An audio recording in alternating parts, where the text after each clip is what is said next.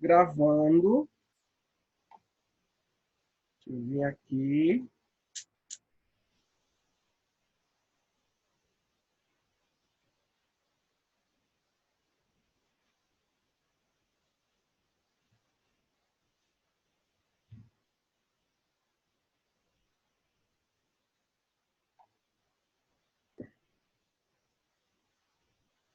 Pronto. Vamos lá. Gente, ontem a gente viu tudo sobre a osmose, tá certo? Vimos que a osmose ela é um tipo de processo também passivo, certo? Não ocorre gasto de energia e vai a favor do gradiente de concentração. Só relembrando, quando eu falo que é a favor do gradiente de concentração, é que eu tiro moléculas de onde tem mais para onde tem menos, para poder equilibrar. No caso da osmose, como eu falo da movimentação de partículas de água, de solvente, então, de onde tem mais solvente, de onde tem mais água, vai sair para onde tem menos e equilibrar as concentrações. Tá certo?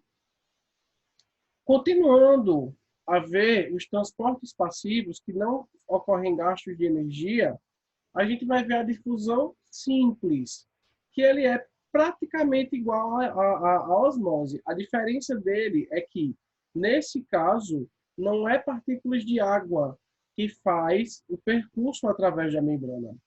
Nesse caso, são moléculas de soluto, tá, que vão fazer a movimentação, tá certo? Então, vejam, difusão simples, o que é, primeiramente, o que é uma difusão? Alguém sabe?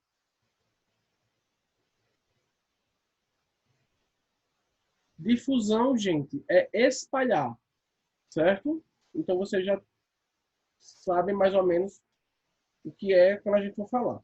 Então, uma difusão simples consiste na passagem de moléculas do soluto do local de maior concentração para um local de menor concentração. Então, nessa imagem, eu tenho aí uma pequena representação, tá? Eu tenho ali solutos em um local específico do pote, né, do recipiente. E aí, com o tempo, esse soluto ele vai se espalhando, ele vai se difundindo por toda a solução, tá? Até que todo o líquido ele tenha partículas de soluto. Se você pegar, por exemplo, um corante de bolo e pingar 3 gotinhas, o que é que vai acontecer? Aquelas gotinhas, elas estão com o corante concentrado, a água não tem. O que é que vai acontecer? Ela vai se espalhar, né? Então, vai sair de onde tem maior concentração para onde tem menor concentração. Tá? E aí se espalha e forma uma solução homogênea. Tá certo? Então, nem sempre, gente, o soluto ele vai ser uma partícula sólida. Ele também pode ser uma partícula líquida. Tá? Lembrem sempre que o soluto é aquela substância que ela vai estar dispersa no solvente. O soluto é a substância que vai se espalhar pelo solvente, vai ser dissolvida pelo solvente, tá certo? Então, até um álcool, ele pode ser um soluto, tá? Por exemplo, a gente tem, pronto, esses álcool assim, álcool 70, álcool 46. Isso aí é o quê? Isso aí é a concentração do álcool. Mas ele, se você perceber, ele, todo álcool ele é misturado, né? Ele é o álcool e a água. Ele é álcool hidratado. Por quê? Porque você pega uma determinada concentração do álcool e dilui em água. Aí ele fica lá. Álcool a 70, quer dizer que ele tem 70% de álcool e 30% de água. Agora é álcool puro, tá certo? Esse álcool que a gente compra por aí, ele já é manipulado. Então não adianta você pegar um álcool e colocar água nele. Tipo, pegar 70 ml de álcool que a gente compra no mercado e colocar 30 ml de água. Eu não vou estar fazendo uma diluição correta, tá certo? Porque aquele álcool que eu estou utilizando não é puro. Quando eu coloco água, ele vai ficar menos concentrado ainda. Então é mais ou menos assim que a gente faz as diluições na química, tá? Nós que estamos na biologia. Então vamos lá, novamente. A difusão simples é a passagem das moléculas do soluto do local de maior concentração para o local de menor concentração até se estabelecer um equilíbrio, tá? Lembra sempre que isso é a favor do gradiente de concentração. Um processo lento, tá certo? A difusão simples ela não é tão rápida, ela é lenta, ela precisa de um certo tempo para acontecer. Exceto quando o gradiente de concentração for muito grande, ou seja, quando a concentração de substância ela for muito grande, certo? E eu tiver um pouco menos de dissolvente, tá? E aí ele vai se espalhar muito rápido, porque eu tenho muita concentração de soluto. Quanto menor a concentração do soluto, menor será o tempo para que essas partículas elas se difundam, né? E aí, outro fator que vai, que vai ser influenciado pelo tempo é se a distância que essas partículas tenham que percorrer forem curtas, tá?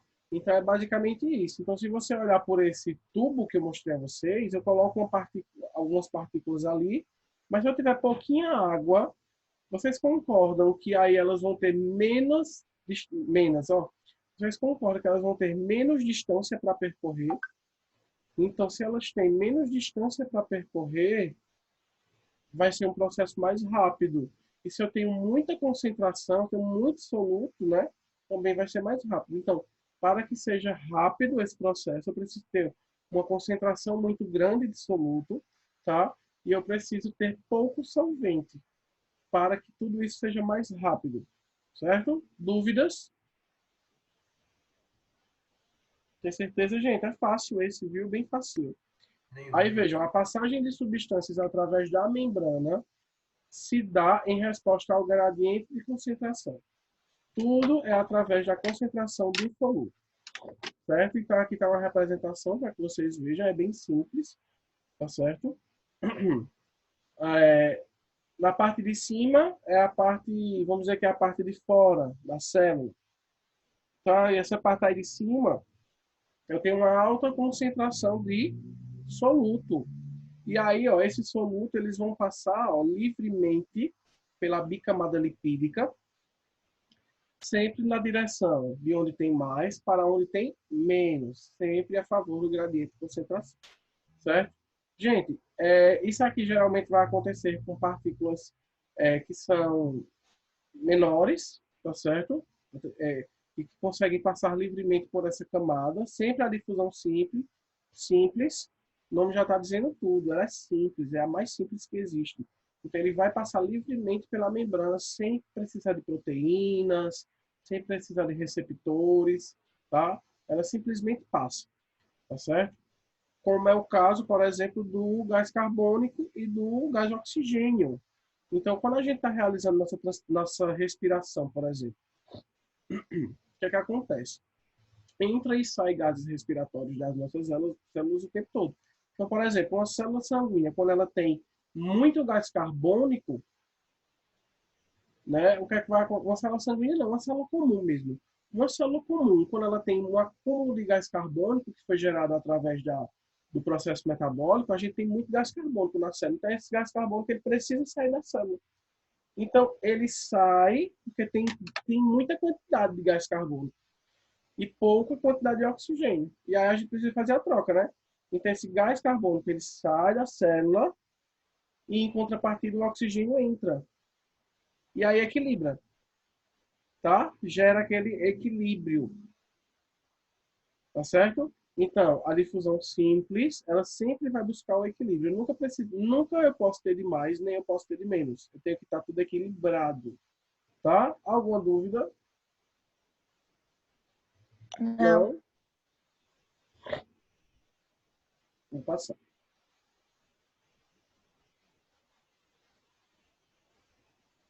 Simples. Eu errei aqui. Deixa eu mudar aqui, tá, gente? Rapidinho.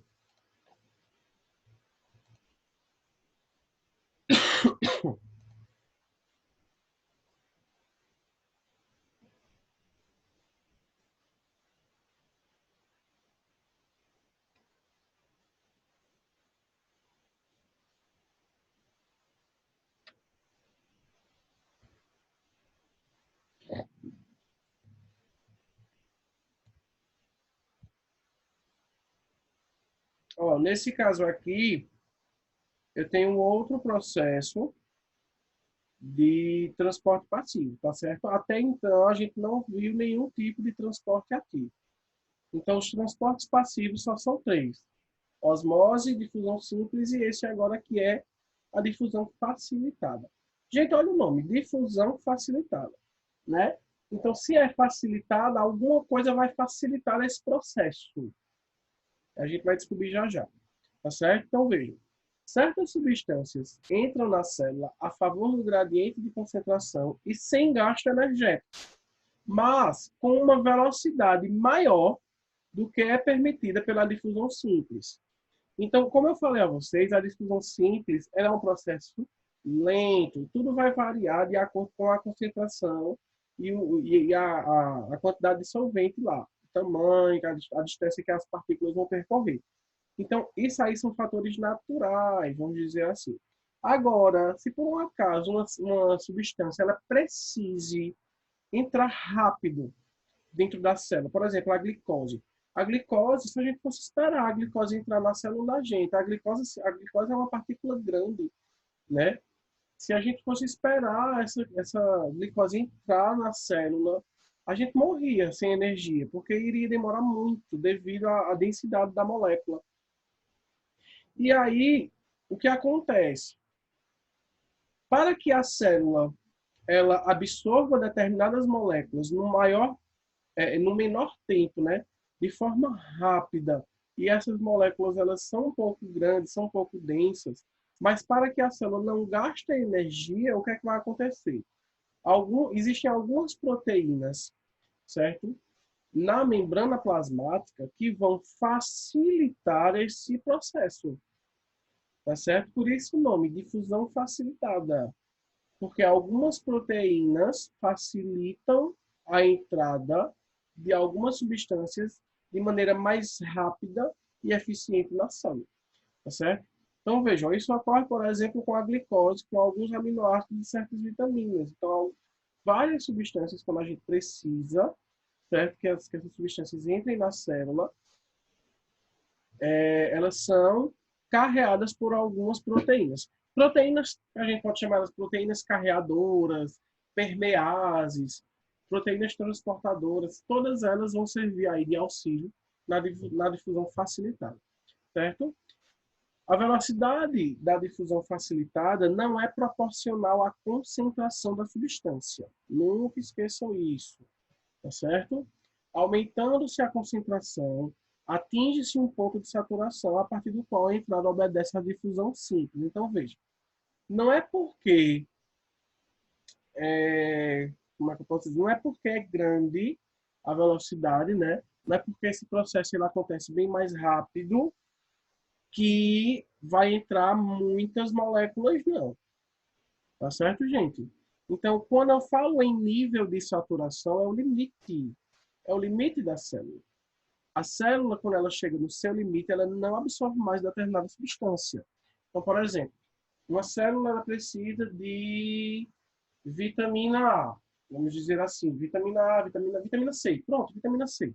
A célula precisa de vitamina C. Aí essa vitamina C tem que passar para dentro da célula, certo? De forma rápida. E aí chega um momento que a célula satura de vitamina C.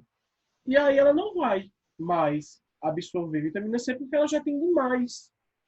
Tá certo? Isso é o que a gente chama de saturação. Saturação é o limite da substância, o limite da célula. Tá certo? Dúvidas? Então, aí o gráfico ele mostra que, à medida que o tempo vai passando, a célula vai absorvendo, mas chega um momento que a célula para, ó. Ela estaciona, porque ela já está saturada.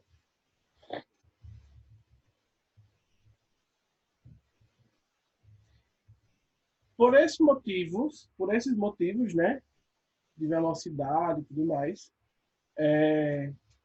sugere-se a existência de uma molécula transportadora chamada de permease na membrana. As permeases são as proteínas que eu falei a vocês, tá certo?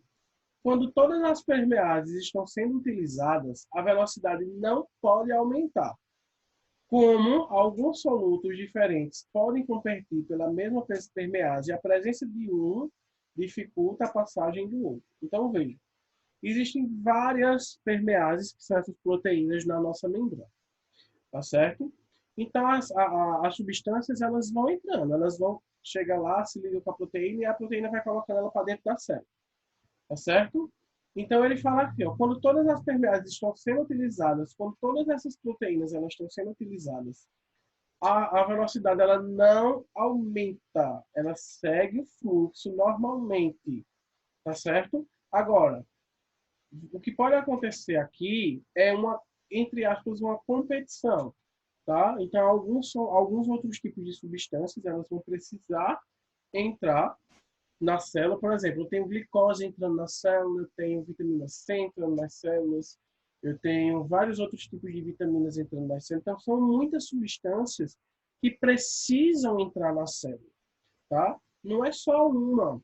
E todas essas permeases, todas essas proteínas, elas vão estar jogando essas substâncias para dentro da célula, tá certo? Então, como esses solutos, essas substâncias, elas são diferentes, então o que é que vai acontecer? Vai se ocasionar, por exemplo, a dificuldade de algumas substâncias de penetrarem dentro da célula, tá certo? Então, por isso, precisa-se que essas permeases, elas, como é que eu posso dizer? Precisa que essas permeases existam na nossa membrana, que é justamente para facilitar esse processo, já que são muitas substâncias que precisam entrar na nossa célula, certo? E a célula ela não pode se saturar, entendeu? Então, tudo isso acontece devido a essas proteínas, ó. Então, como vocês estão vendo, a substância ela entra, encaixa e a proteína joga lá para dentro. Tá vendo? Dúvidas? Fácil, né? Esse também. Não. Vamos ver agora os transporte ativo. O transporte ativo ele é um pouquinho mais difícil, mas não é tanto assim também não, tá? Então veja, nesses processos, né, as substâncias são transportadas havendo um gasto de energia. Então, a grande diferença aí do transporte passivo para o transporte ativo é o gasto de energia. Transporte passivo não gasta energia, transporte ativo gasta energia, tá? Podendo ocorrer do local de menor para o de maior concentração, ou seja, contra o gradiente de concentração. Então, todo transporte ativo ele vai ser de contra o gradiente de concentração, tá, gente?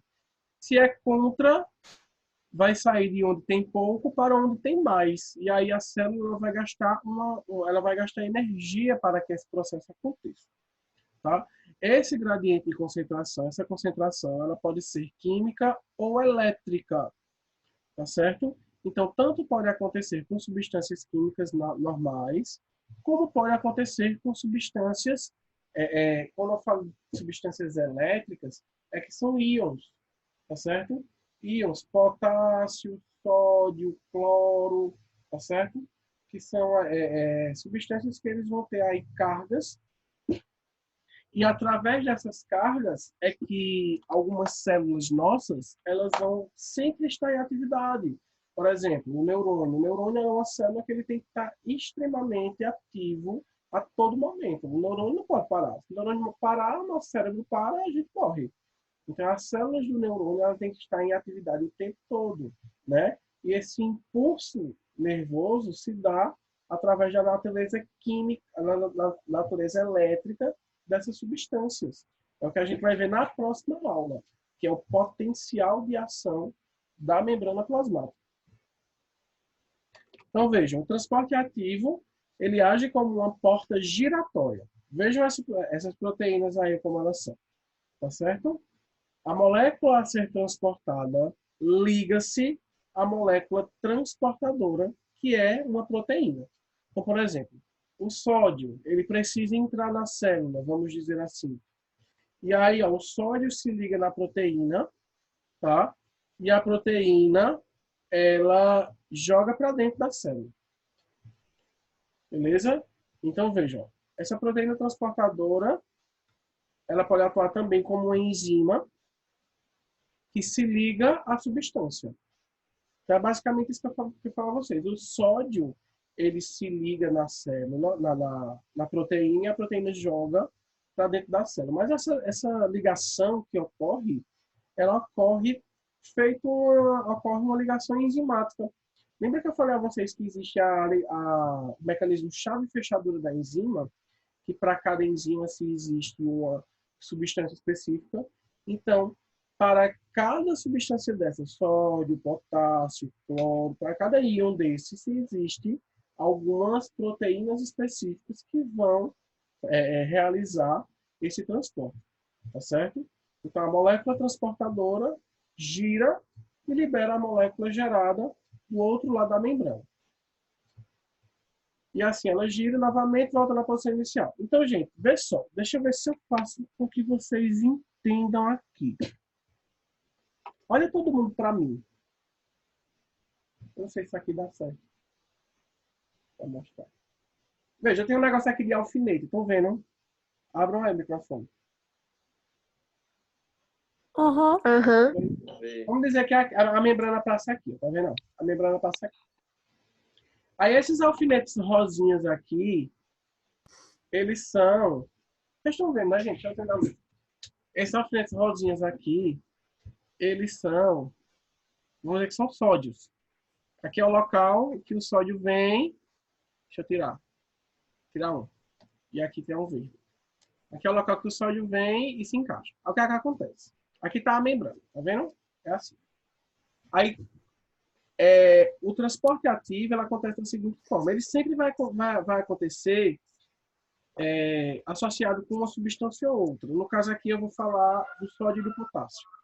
Então, quando a célula precisa de sódio, precisa entrar sódio dentro da célula. Aí vem o sódio aqui, se encaixa. Aí o que acontece? Aí, do mesmo jeito que o sódio se encaixa aqui embaixo, dentro da célula, o potássio vem e se encaixa. Estão vendo, né? Uhum. Olha o que acontece. Aí a proteína gira. Girou. Aí o potássio sai para fora e o sódio entra. Entenderam? Uhum. Isso é o que acontece nos transportes ativos através desse tipo de proteínas que existem na membrana. Que são essas proteínas, pode ser chamado de proteína enzimática, certo? Ou proteínas de transporte. Existem vários tipos de proteínas que podem realizar vários tipos de transporte. Esse é apenas um deles. Deu para entender, gente? Eu sim. Deu. Aí veja, eu exemplifiquei para vocês agora a bomba de sódio e potássio. Tá certo? Então, a bomba de sódio e potássio, ela liga-se em o íon sódio na face interna da membrana e o libera para a face externa. Ou seja, o sódio, vamos dizer assim, eu tenho sódio dentro da célula, tá? E aí eu tenho pouco sódio dentro da célula e tenho muito potássio. Aí a bomba de sódio e potássio, ela faz o quê? Ela sempre tira de onde tem menos para onde tem mais, tá? Então, se eu tenho muito potássio dentro e pouco potássio fora, eu vou ter muito sódio fora e pouco sódio dentro, tá certo? Aí eu retiro o sódio de dentro, que tem pouco, e jogo para fora. À medida que eu tiro o potássio de fora, que tem pouco, e jogo para dentro. Entendeu? Então, eu estou tirando de onde tem menos para onde tem mais. Se eu tenho muito sódio fora da célula, eu vou ter pouco sódio dentro da célula. Então, eu vou tirar de onde tem menos para onde tem mais. Então, eu vou tirar de dentro para fora, no caso do sódio. Ao mesmo tempo que acontece com o potássio. Tem pouco potássio fora da célula e muito potássio dentro da célula. Aí eu pego pouco de potássio aqui que tem fora e jogo para dentro. Ao mesmo tempo isso acontece. É a bomba de sódio e potássio. Aí, para que ocorra esse processo, ocorre um gasto de energia. Tá certo? Então, o que acontece? O ATP, que é a molécula de energia, né? Então, vocês estão vendo na imagem, ele se prende aí na proteína, tá certo? E lembra que o ATP é uma molécula que é formada por 3 fosfatos? ATP, adenosina trifosfato. Então, ele liga um fosfatozinho desse aí, ó. Se quebra a ligação, um desses fosfatos sai da ligação. O ATP agora ele se transforma em ADP, adenosina difosfato, porque tem dois, tá? Que é justamente para que a energia seja liberada. Lembra que a energia é liberada quando essas ligações se quebram. Eu tenho ATP. Eu tenho 3 fosfatos aqui. Quebrei uma ligação. Liberei energia. Tá certo? Aí, ó. O ATP faz com que essa célula ela quebre, ela gaste energia para que esse processo aconteça. Tá bom? Então, a energia para o transporte ativo, ela sempre vai vir da hidrólise do ADP, ou seja, da quebra do ATP. Como eu falei a vocês. Dúvidas? Não. Ô, professor, Oi. no caso, quando tiver esse tipo de transporte, aí não vai ficar equilibrado não, né? Não. O equilíbrio aqui, ele não é interessante. Você vai entender o porquê, Nanda.